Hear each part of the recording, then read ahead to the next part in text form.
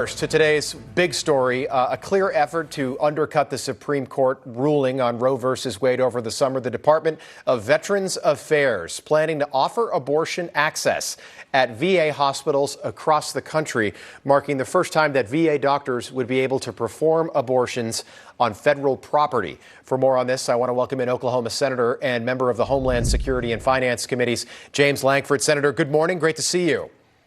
Hey, good morning. Good to see you again, Rob.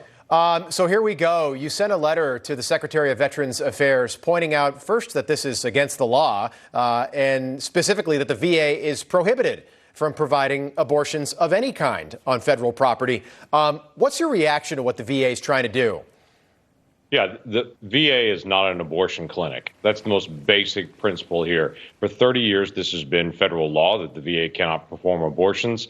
So this is something that the most pro-abortion president in American history is trying to be able to push on America. He is obsessed with trying to have more abortions in America for whatever reason in his background here that he is obsessed with this. So my push is very simple. Follow the law. This is not hard.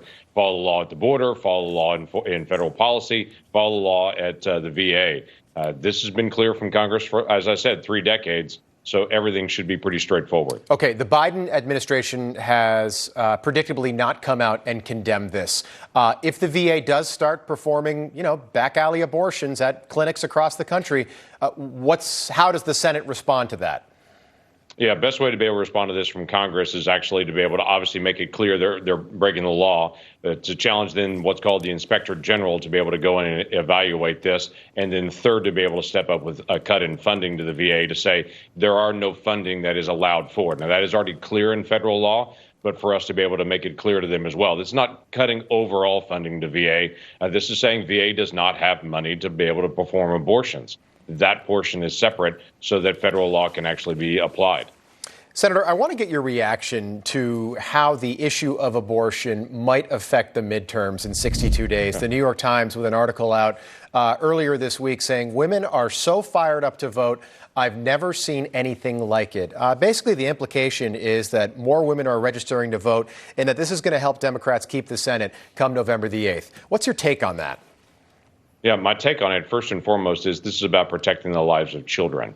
We get caught up in the political conversation, but there are children in the middle of this conversation that they are most valuable in this. Second part of it is the New York Times assumes every woman is pro-choice, and that is not true by far. There's millions of American women that value the lives of every single child, and they speak out, and they're actually very engaged as well in this. So for all of these American women that are out there saying, I believe every child is valuable, that some children aren't disposable and some children are valuable, they're also stepping up to vote. They're also stepping up to be able to speak out. So this is a conversation the nation's going to have. The Supreme Court actually pushed this back out to the American people and said the court should not decide this. The American people should, and that's what's actually occurring now. Yeah, and by all estimates, it seems like a red wave is coming, certainly in the House. According to a Rasmussen poll out Monday, 65% of Americans, that's the highest number we've ever seen in history since they started polling, say the country is headed in the wrong direction. But then the Associated Press is picking up on this notion that abortion is going to swing the election, saying that the red wave could be crashing. GOP momentum slips as fall sprint starts. It started formally yesterday, day after Labor Day. Are you concerned about the Senate staying in Democrats' hands? I'm concerned based on the policies they would continue to be able to implement. We've seen the last 2 years and what happens in the country when Democrats have control of the Senate with the inflation, with the big spending, the tax increases. That's their playbook. So, yes, I'm concerned not just politically. I'm concerned about the future of the country. That's why I encourage people to step up and vote. When you deal with what's going to happen in November, it ultimately is about who shows up to actually participate. The national media is trying to be able to push this big narrative saying, oh, look, Biden is bouncing back. Everyone's now excited about Biden because he's giving away free money for student loans and gas prices have only dropped down to 50% more than when he first came in.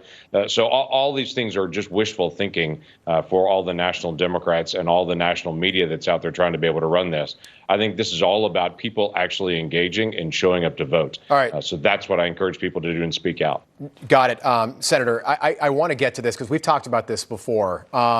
Despite the recruitment crisis that is now affecting every branch of our armed services in this country.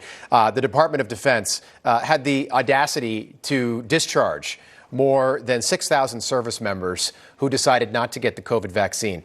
Senator, at this stage in the ballgame, we're still talking about COVID vaccines, despite the CDC saying there should be no difference between vaccinated and unvaccinated in America. So the science apparently was something we needed to follow months and months ago when Democrats were running for elections. But now we don't need to, and people are still losing their jobs. Your take on that? Yeah, people aren't just losing their jobs. This is a national security issue. The last I checked for the Department of the Army was at 68% of their recruiting goals. They're having people actually leave because of this vaccination issue. They're having a difficult time actually recruiting new people to come in. So President Biden's stubbornness on this issue to try to compel America to think like him is backfiring on our national security, and that is a very big issue for us as well. So this is not only Navy SEALs that are isolated and put into substandard conditions because they won't be compelled to be able to actually get this vaccine, but it's also about long-term our national security issues in so many other areas. Yeah. So this is about science. Follow the science on it. People have been vaccinated, unvaccinated, are still getting COVID. It's less well, deadly it doesn't than prevent it was anything. By far. Yeah. So keep going on. Allow people to be able to engage in serving their own country and not be compelled to be able to follow Biden's wishes on the vaccine. Okay. Oklahoma Senator James Lankford, great to see you again. Thanks for joining us. Good to see you again, Rob.